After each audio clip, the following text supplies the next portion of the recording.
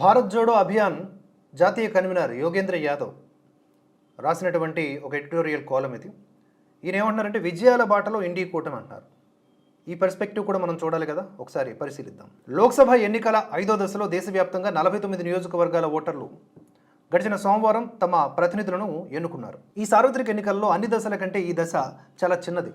అయితే ఈ 49 నియోజకవర్గాల ఓటర్ల తీర్పు ఎన్నికల తుది ఫలితంపై అసమానమైన ప్రభావం చూపనున్నది. పలు ప్రతిష్టాత్మక పోటీలు జరగడం ఈ దశ ప్రత్యేకతల్లో ఒకటి. కొన్ని రాష్ట్రాల్లో భారతీయ జనతా పార్టీ తీవ్ర నష్టాలను చవిచూడనున్నది. ఉత్తరప్రదేశ్లోని రాయ్బరేలీ, అమేథీ, అలాగే ఫైజాబాద్, అయోధ్య, బీహార్ సరన్, ఒకప్పుడు చాప్రా అంటారు, అలాగే హాజీపూర్, భారతదేశ ఆర్థిక రాజధాని ముంబై మహానగరంలోని మొత్తం 6 నియోజకవర్గాలు రాజకీయంగా ప్రతిష్టాత్మకమైనవే కాకుండా అత్యంత ముఖ్యమైనవి. 3వ దశలో వలె ఈ 5వ దశలో కూడా బీజేపీ 2019లో గెలుచుకున్న సీట్లలో చాలా వాటిని కోల్పోనున్నది. 5వ దశలో పోలింగ్ జరిగినటువంటి 49 స్థానాల్లో 39 గత సార్వత్రిక ఎన్నికల్లో ఎన్డీఏకు దక్కాయి.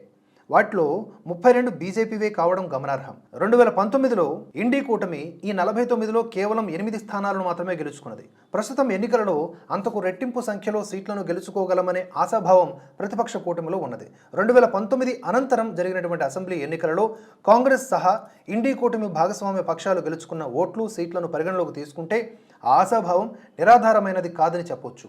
నిజానికి ఇండి కూటమికి అంతకు మించి సీట్లు దక్కే అవకాశం ఉన్నదనే సూచనలు బలంగా ఉన్నాయి.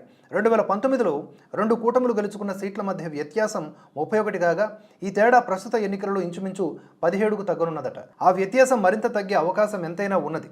వీటిలో గణనీయమైనటువంటి సీట్లు ఉత్తరప్రదేశ్ నుంచి ఇండి కూటమికి దక్కనుండటం విశేషం. ఉత్తరప్రదేశ్లో 5వ దశ ఎన్నికలు జరిగిన 14 నియోజకవర్గాలు 4 ప్రాంతాల్లో విస్తరించి ఉన్నాయి. అవి అవధ్, పూర్వాంచల్, దోఅబ్, బుందేల్ఖండ్. ఈ 14 సీట్లలో 13ను 2019లో బీజేపీ గెలుచుకున్నది. మిగతా ఒక స్థానం రాయ్బరేలీని కాంగ్రెస్ గెలుచుకున్నది. అయితే 2022 అసెంబ్లీ ఎన్నికల్లో ఓట్ల ఓటాను నిలుపుకున్న పక్షంలో కాంగ్రెస్ పార్టీ రాయ్బరేలీనే కాకుండా అమేథీ, బారాబంకీ సీట్లను కూడా గెలుచుకోవచ్చు. కాంగ్రెస్ సీనియర్ భాగస్వామి అఖిలేష్ యాదవ్ నేతృత్వంలోని సమాజ్వాదీ పార్టీ సైతం గణనీయంగా లబ్ధి పొందే అవకాశం ఉన్నది.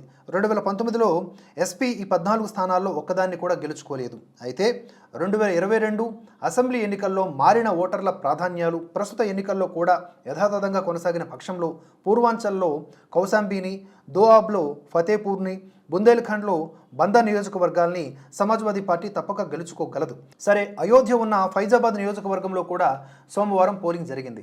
అయోధ్యలోనూ దాని చుట్టుపక్కల ప్రాంతాల్లో ఓటింగ్ శాతం పెరిగిందా లేదా అనేది ఒక ఆసక్తికరమైనటువంటి అంశం. మహారాష్ట్రలో ఈ 5వ దశతో ఎన్నికలు ముగిశాయి. ఉద్ధవ్ సేన, షిండే సేన, అలాగే NCP, Sharad Pawar NCP, Ajit Pawar NCP, ఈ పార్టీల మధ్య అసలీ అలాగే నకిలీ పోరు హోరాహోరీగా జరిగింది. ఓటర్లు ఏ సేనను అసలు శివసేనగా, ఏ ఎన్సీపీని అసలు ఎన్సీపీగా గుర్తించారో వేచి చూడవలసి ఉన్నది. ఈ పోరాట క్షేత్రాలు గ్రేటర్ ముంబై ప్రాంతంలోనూ, నాసిక్ ప్రాంతంలోనూ, మాలేగావ్, ధూలే ప్రాంతంలోనూ ఉన్నాయి.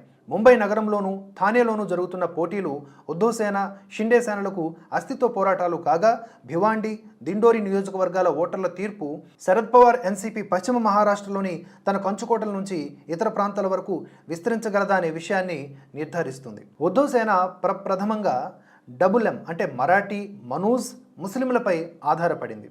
ఇక ప్రస్తుతం బద్ధశత్రువుగా ఉన్న బీజేపీకి వ్యతిరేకంగా సంయుక్త మహారాష్ట్ర ఉద్యమకాలం నాటి మహారాష్ట్రియన్ వర్సెస్ గుజరాత్ వివాదాన్ని పునరుద్ధరించింది. మరాఠీ, మసూలు, ముస్లిమ్స్ అంశాలను సంయుక్తంగా ఉపయోగించుకోవడం ప్రస్తుతానికి హేతుబద్ధంగానే అనిపిస్తోంది. కాగా సంఖ్యాబలం కూడా ఆ పార్టీ పక్షానే ఉన్నది. ముంబైలోని 6 నియోజకవర్గాల్లో 5 ఉద్ధవ్ సేన చేతిలోనే ఉన్నాయి. 2019-2022 సంవత్సరాల మధ్య ముఖ్యమంత్రిగా ఉన్న ఉద్ధవ్ ఠాక్రే ప్రజల్లో మంచి పేరు సంపాదించుకున్నారు. మాటల్లోనూ చేతల్లోనూ వివక్ష పాటించకపోవడంతో మైనారిటీ వర్గాలు సైతం ఆయన పట్ల సానుకూలంగానే ఉన్నాయి. ఎందుకంటే బాల్ ఠాక్రే ఏ స్ఫూర్తితో శివసేనను స్థాపించారో దానికి విరుద్ధంగా వెళ్ళినప్పుడు ఆటోమేటిక్గా ఎలాంటి ఫలితాలు వస్తాయి మరి. ఇక ముంబై ఎమ్మెల్యేలు, కార్యకర్తల్లో అత్యధికులు ఉద్ధవ్ పక్షానే ఉన్నారు.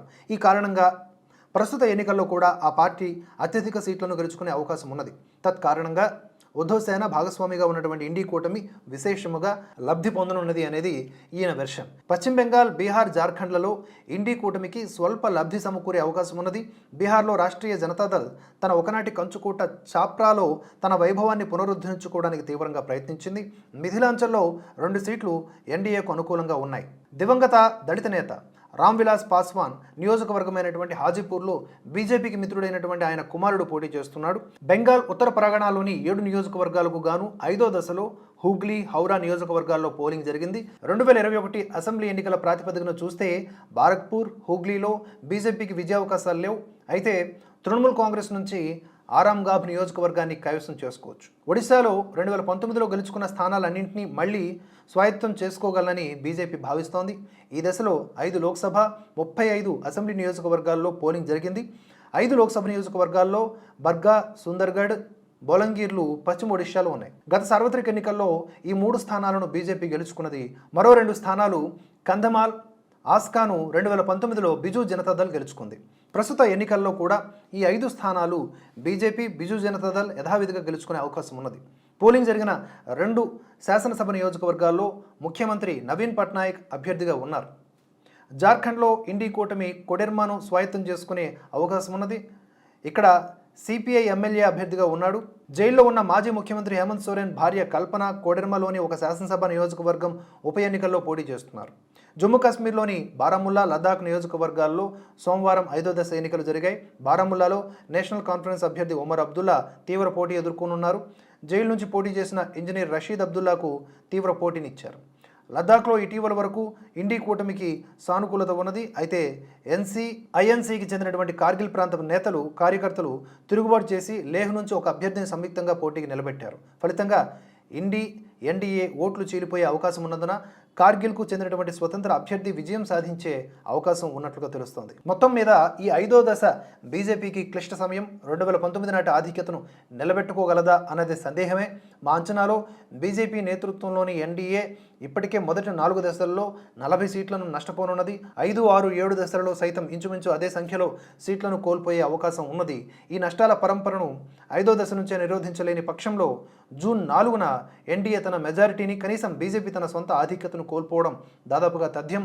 ఇది నిశ్చితంగా సంభవించనున్న పరిణామం అనేది వ్యాసకర్త అయినటువంటి జాతీయ కన్వీనర్ భారత్ జోడో అభియాన్ యోగేంద్ర యాదవ్ గారి విశ్లేషణ. ఇక యోగేంద్ర యాదవ్ ఎవరో తెలుసు, ఆయన ఐడియాలజీ ఏంటో తెలుసు. బట్ పర్స్పెక్టివ్ అన్ని కోణాల్లో కూడా మనం ఆలోచించాల్సిన అవసరం ఉన్నప్పుడు ఈ విశ్లేషణని పరిగణలోకి తీసుకోవాల్సినటువంటి అవసరం ఉంటుంది.